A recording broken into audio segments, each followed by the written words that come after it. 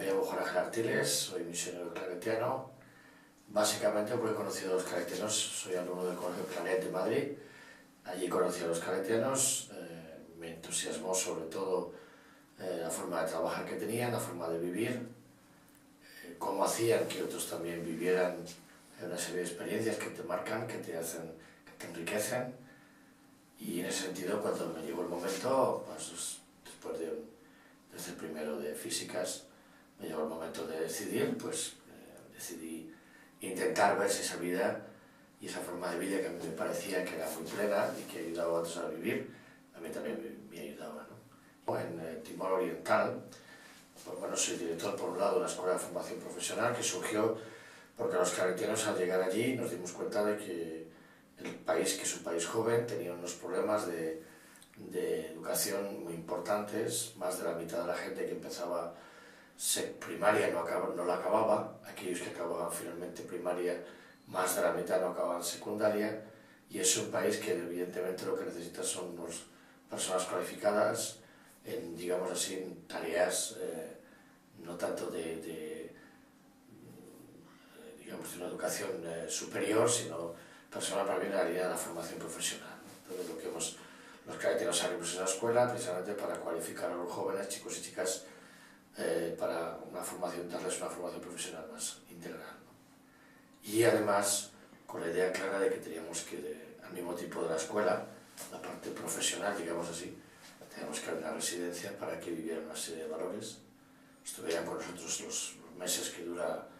el curso, 4 o 5 meses, y allí aprendieran a vivir juntos, trabajar en equipo, romper un poco la diferencia de género que hay allí, hacer trabajar juntos a chicos y chicas, conocerse gente de diferentes distritos, aprender a dialogar, a integrar las diferencias.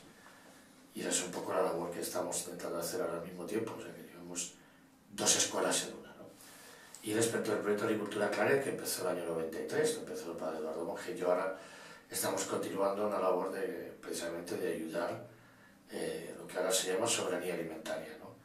Que los agricultores tengan la posibilidad de vivir con seguridad alimentaria, tengan siempre semillas para poder sembrar, poco a poco vayan a través de los animales que les vamos proporcionando y la crianza de los animales,